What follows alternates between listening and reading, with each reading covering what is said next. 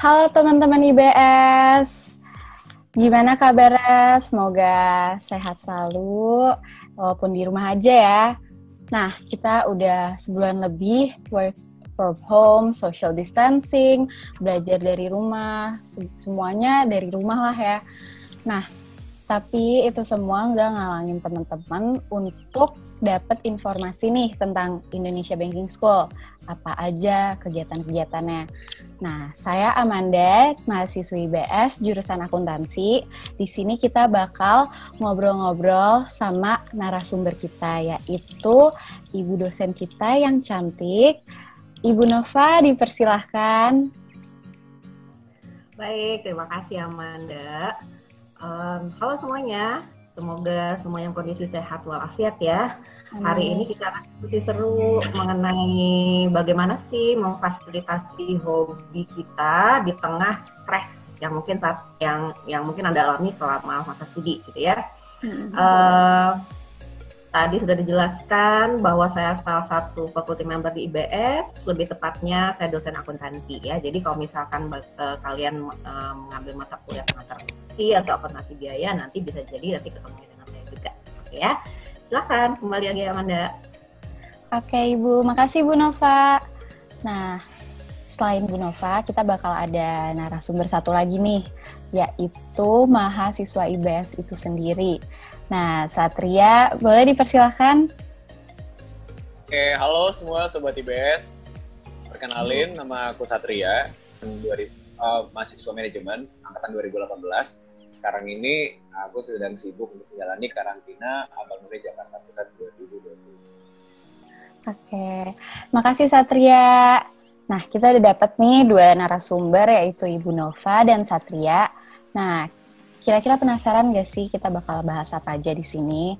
Kita itu akan membahas apa sih kegiatan di IBS, UKM-nya. Jadi ini bakal ngebahasnya di samping perkuliahan ya. Jadi bakal ada kegiatan-kegiatan apa aja atau komunitas apa aja. Dan nanti selagi kita nanya-nanya nih ke narasumber, teman-teman boleh tanya juga, feel free to ask apa aja. Jadi nanti kita juga bisa jawab apa yang dibutuhkan teman-teman. Oke.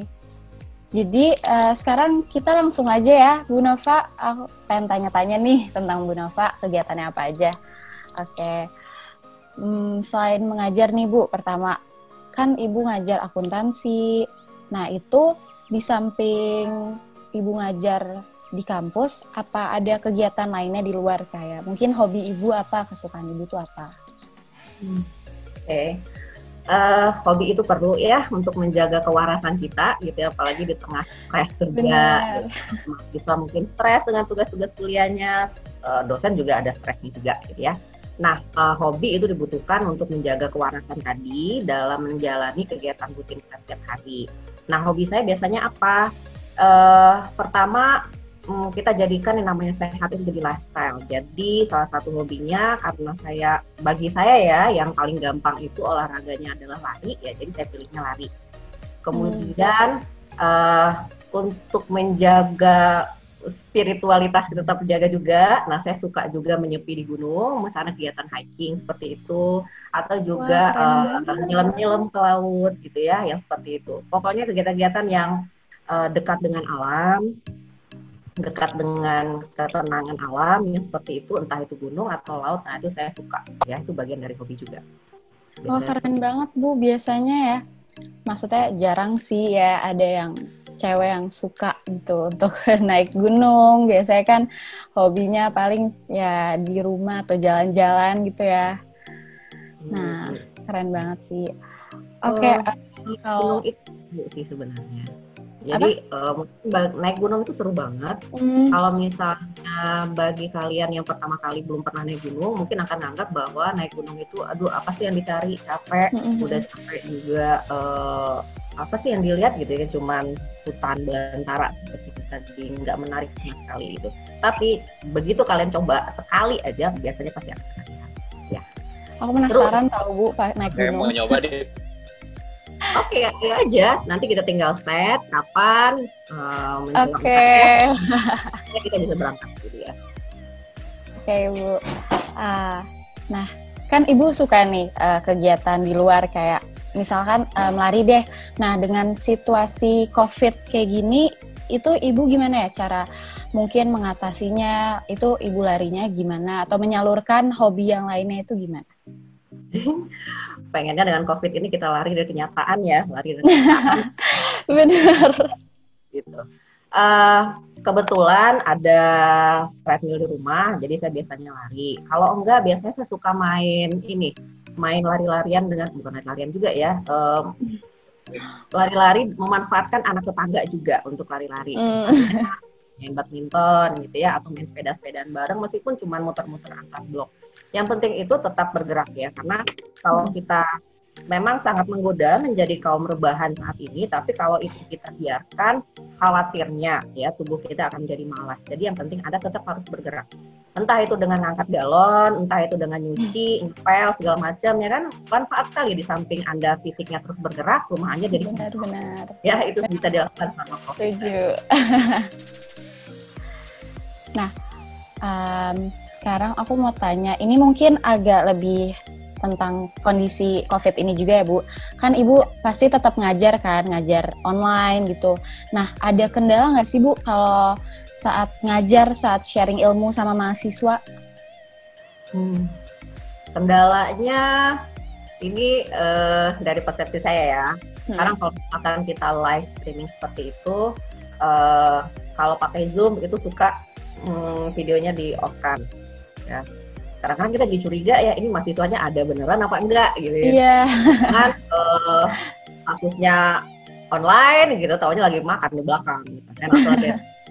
Jadi kadang-kadang ada pikiran seperti itu. Terus kadang-kadang juga meskipun sangat dimungkinkan untuk berdialog secara live, cuman kan kita masih tunggu-tungguan ya, karena kalau semuanya serentak ngomong interfernya sangat gak bagus banget, jadi tunggu-tungguan. Jadi kalau misalkan saya nanya apakah ada yang mau kita diskusikan, nah itu biasanya agak nunggu sekian detik dulu baru nanti ada suara balasan ya. Iya. Tapi ini bisa disiasati sih. Jadi kalau misalkan kalian yang ngerasain kuliah online ya, ada baiknya kalian manfaatkan menu chatnya. Jadi kalau misalkan ada pertanyaan bisa ditulis di forum chat itu sendiri. Jadi nanti dosennya bisa sambil menerangkan, nanti bisa sambil membaca juga. Oh ternyata ada perlu penjelasan loh di topik ini, di topik ini. Jadi sambil menerangkan pertanyaan-pertanyaan bisa tetap diberikan pada dosen. Jadi nggak harus nunggu dulu dosennya nanya, ada pertanyaan, ada yang perlu kita diskusikan, nggak harus nunggu. Oke, makasih Bu. Ya. Seru banget kok dengar-dengar cerita Bu Nova naik gunung, lari. Nah, sekarang mau tanya Satria nih. Satria dengar-dengar juga suka lari kan ya? Dan pengen lebih nanya ke kegiatan apa aja sih yang kamu fokusin selain belajar gitu di luar kampus? Oke, jadi ini seru banget nih Man. Sama kayak Bu Nova tadi, jadi buat menyeimbangkan kebutuhan fisik dan psikis juga ya. Jadi lari itu juga aku jadiin salah satu media buat apa ya? Istilahnya tuh stress release. Jangan lari dari kenyataan lagi. Oh enggak. Bukan ya? Jangan. Oke. Nah, jadi lari tuh emang seru banget ya. Aku suka banget lari pagi dan sore juga. Biasanya lari di IBS tuh enak banget. Dia tuh ada jalur, dia pedestriannya bagus, enak buat lari. Apalagi kita biasanya mahasiswa dan dosen tuh fleksibel waktunya, biasanya sore gitu. Kita suka jadwalin buat lari bareng gitu. Pokoknya seru banget deh. Dan selain dari lari juga ada UKM yang seru juga. Aku termasuk di UKM BN. Nah, di band IBS itu juga keren banget buat teman-teman nanti yang mau join ke UKM di band IBS.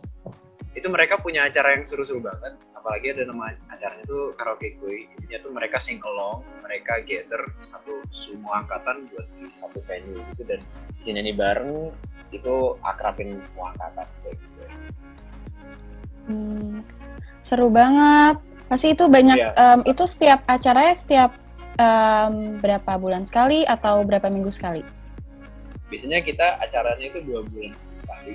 bulan-bulan sekali, dan itu selalu jadi acara yang nanti banget nih sama anak-anak, soalnya kapan lagi bisa kumpul semua angkatan. Bener sih, iya benar-benar. Berarti Satria juga sering ya lari sama Bu Nova? Pernah gitu? Atau pernah ada acara apa gitu ya, ikut bareng? Jadi guys, Satria ini saksi hidup yang menyaksikan bagaimana saya bisa dikatakan memulai lari dari nol ya. Jadi waktu itu kita lari, waktu itu ada Pak Adriansah juga, ada Pak Zul juga, ya kita bareng mahasiswa seputar IBS, terus lari di belakang komplek IBS tadi, terus balik lagi. Nah itu kan rutenya sudah di set, ya uji coba dulu 3 kilo gitu. Nah karena saya gengsi ya, mau lari mahasiswa tuh saya berhenti gitu. Nah saya paksain tuh lari 3 kilo full gitu ya dia, karena ya agak malu, tensin lah kalau misalkan ternyata mau selesai. Alhasil ya Allah, waktu itu bukan Senin Kamis lagi ya, tapi udah Senin sampai Minggu gitu, saking udah nyampe nyampe tenggorokannya tuh udah pahit banget. Itu pertama kali lari lagi setelah vakum berbulan-bulan ya. Kemudian karena Satria itu lebih senior urusan lari dibandingkan saya, makanya saya sering nanya Satria tuh, misalnya ini gimana sih caranya ngatur nafas, kemudian naikin kecepatan, terus sebenarnya bagusnya tuh kayak gimana gitu. Sampai waktu itu Satria pernah bilang kayak gini, long run itu maksudnya lari jarak jauh itu bagusnya sih jangan sering-sering Bu, seminggu cuma sekali aja, sisanya mungkin bisa 3 kilo, 5 kilo ya, seperti itu boleh dirutinkan, karena nggak bagus ternyata. Dan benar begitu saya ikutin Instagramnya atau mungkin channel dari YouTube para pelari profesional, emang benar ternyata emang nggak bagus loh, kan itu setiap minggu itu sering-sering itu nggak bagus. Jadi ternyata olahraga kita wajib tahu ilmunya juga gitu ya. Jadi nggak jangan sekedar lari karena modal dengkul doang ya kan, gampang ya, sama sepatu lari udah kita bisa olahraga. Tapi ternyata ilmunya perlu, karena banyak sekali kita dengar bahwa kasus-kasus olahraga tapi ternyata malah almarhum. Nah kita kan pengennya nggak gitu ya, pengennya kan sehat, bukan pengennya almarhum. Kan jangan sampai dong gitu, tiba-tiba lari terus Satria nanti harus gotong saya gitu kan, aduh ya. Boleh dong nih kan Satria dan Bu Nova ini suka lari nih, boleh dong kasih tips kalau mau jadi pemula tuh gimana? Nah, ini Satria yang bisa jawab deh yang itu tuh. Sama ini saya nitip pertanyaan juga nih Satria. Ini kan lagi puasa nih. Nah, bagusnya itu kita puasanya bagusnya kita itu larinya kapan? Menjelang sahur. Iya, benar-benar. Setelah berbuka gitu ya. Gimana? Oke, jadi yang dibilang Bu Nova tadi itu benar banget ya. Jadi di BS itu teman-teman nggak menutup kemungkinan juga kita juga bisa belajar, bahkan dosen pun juga bisa belajar dari kita. Jadi nggak ada yang kesannya tuh mungkin bahasanya tuh old school. Jadi semua di sini tuh fleksibel dan dinamis. Nah, buat teman-teman sendiri yang mau mulai berlari gitu kan, sebenarnya berlari itu olahraga yang seru banget, karena kalau kalian berlari sampai kurang lebih 30 itu kan melepas endorfin kalian, dan itu kalian bakal merasa lebih fresh dan lebih seger kayak gitu. Nah, untuk selama bulan puasa ini ya jangan, kalau saran dari aku yang udah aktif lari ini, kalau puasa larinya jangan habis sahur ya teman-teman, soalnya tuh kalian pasti haus. Iya, kalian pasti haus, dan kita butuh banget nih, emang namanya lari keringetan, kita butuh cairan gitu kan, kita butuh air. Dan kalau kita nggak sampai kena air, kita nanti malah itu efeknya banyak banget, terutama ke metabolisme dan kondisi badan kita, terutama ke tulang dan kesendian gitu. Nah, bagusnya tuh lari atau olahraga itu bagusnya tuh pas sore atau pas ngabuburit lah ibaratnya, ngabuburit. Jadi pas sore jam 4, setengah 5 gitu kalian bisa mulai lari dulu. Kenapa sih? Soalnya kalau kalian mulainya sore itu satu ya emang habis itu langsung buka seger dong. Kemudian yang kedua itu manfaatnya itu ketika badan kita tuh berpuasa, kita tuh kecenderungan badan kita untuk membakar lemak lebih banyak. Gitu teman-teman. Membakar lemak lebih banyak. Nah, tapi diingat ya teman-teman. Ya. Tapi diingat ya teman-teman. Terutama yang bagi punya target nurunin berat badan. Boleh nih, iya buat. Iya benar banget.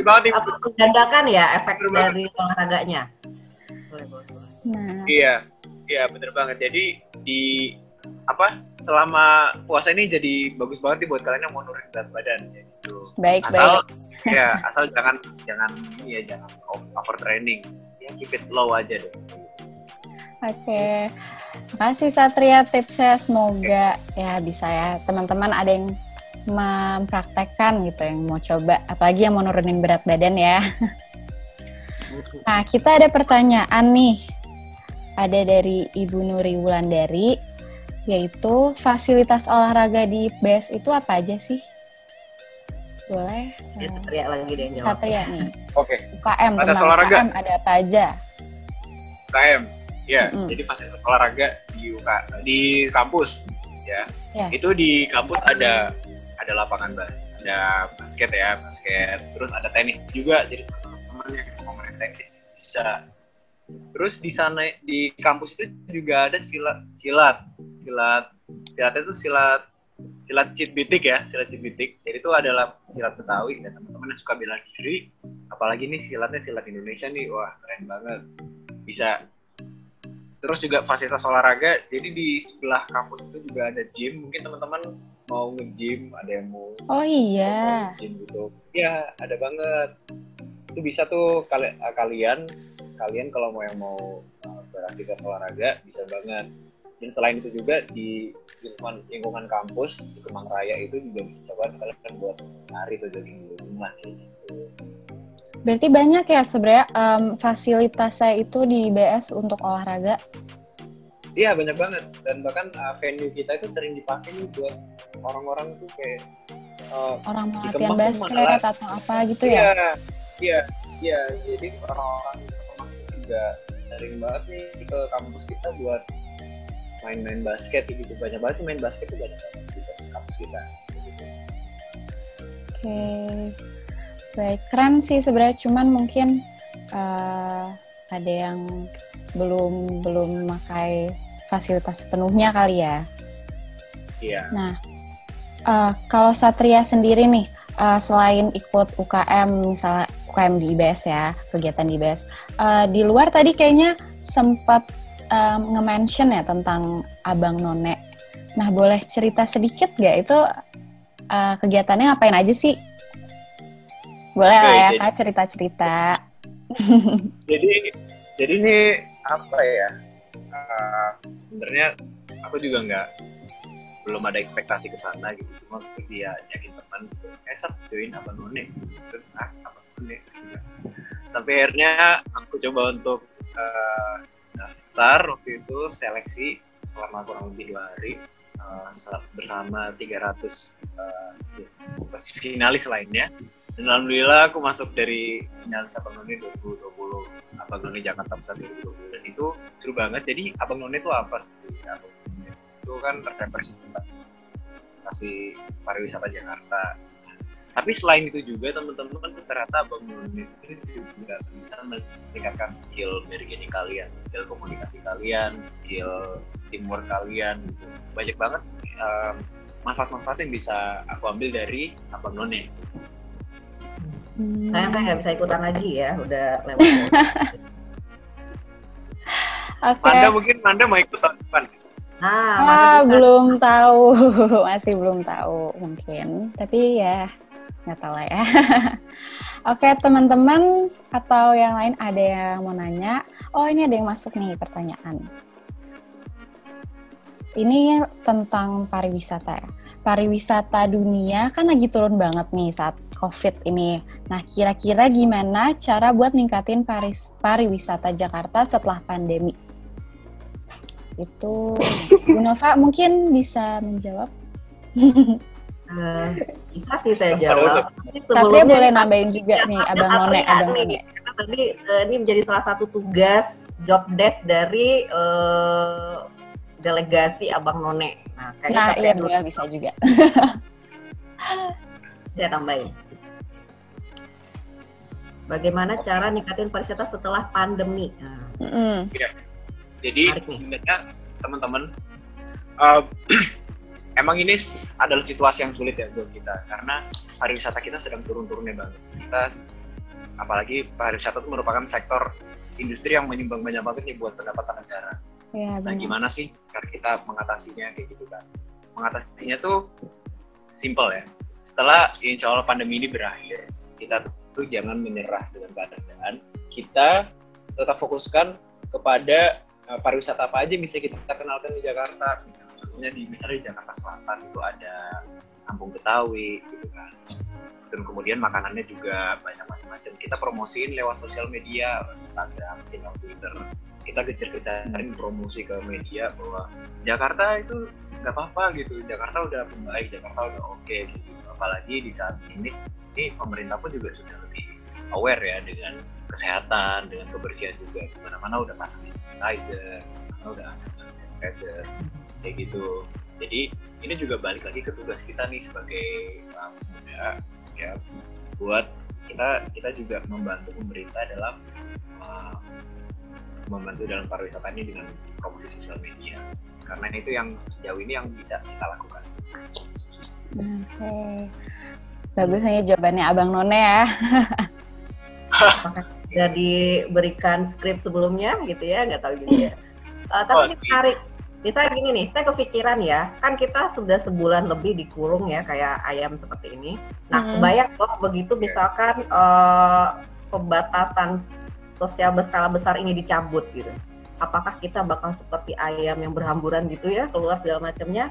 Dan sebenarnya kalau ini dihubungkan dengan pertanyaan tadi tentang pariwisata, ini peluang nih gitu. Jadi saat banyak orang menjadi kaum rebahan, mereka pasti akan mengandalkan gadget mereka untuk nyari tempat nanti setelah selesai pandemi kita mau kemana gitu.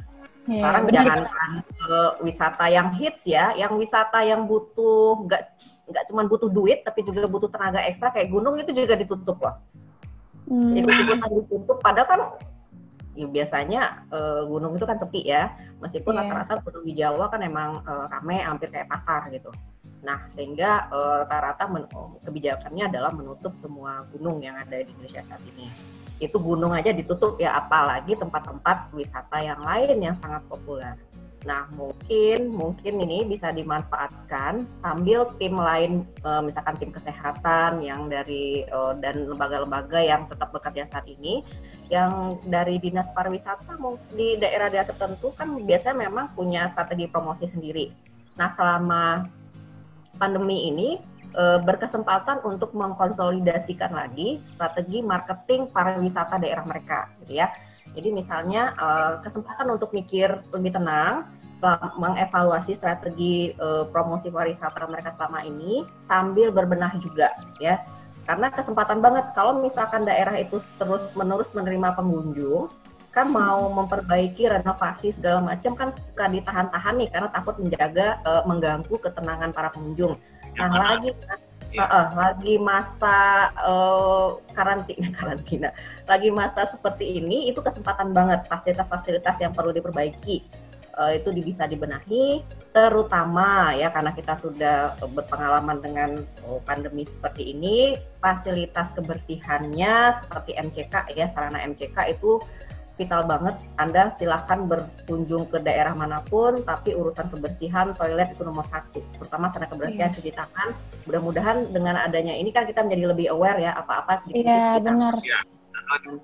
Nah di tempat fasilitas publik yang ada di area pariwisata itu kalau bisa sih mulai disediain juga gitu. Jadi nggak susah nyari tempat sampah, nggak susah, kemudian tempat cuci tangan juga nggak susah gitu. Itu bisa dimanfaatkan agar begitu misalkan pandemi ini berakhir, kita bisa beraktivitas dan semua fasilitas pariwisata itu ada improvementnya itu signifikan. Jadi kalau misalnya kita datang lagi, wah udah keren banget, dulu nggak kayak gini loh misalnya. Itu, ya. Itu mungkin tambahan ya. Setelah nanti duta pariwisatanya bekerja ya mempromosikan. Siap Bu, setuju. Benar. Semoga habis pandemi ini bikin kita lebih tetap jaga kebersihan. Jadi nggak sembarangan asal untuk mungkin sekedar cuci tangan itu padahal penting banget efeknya ke kesehatan kita. Amin. Oke. Nah, gak kerasa nih kita udah 30 menit ya, dari tadi sharing-sharing tentang kegiatan, UKM, sampai kita bahas juga nih pariwisata yang tentang COVID inilah ya, yang berhubungan dengan COVID ini. Nah, terima kasih kepada dua narasumber yaitu Ibu Nova dan Satria yang udah meluangkan waktu dan sharing ke teman-teman semuanya tentang UKM, kegiatan, dan lainnya. Nah, teman-teman jangan lupa untuk minggu depan tetap ikut ya sharing-sharing kita karena banyak topik yang menarik yang bakal kita bahas. Selain ini kan kita kegiatan kampus dan aktivitas lainnya. Nah, minggu depan bakal ada topik menarik lagi. Jadi, teman-teman stay tune ya di live Zoom Indonesia Banking School. Terima kasih, teman-teman. Terima kasih, Bu Nova. Terima kasih, Satria. Semuanya. Bye.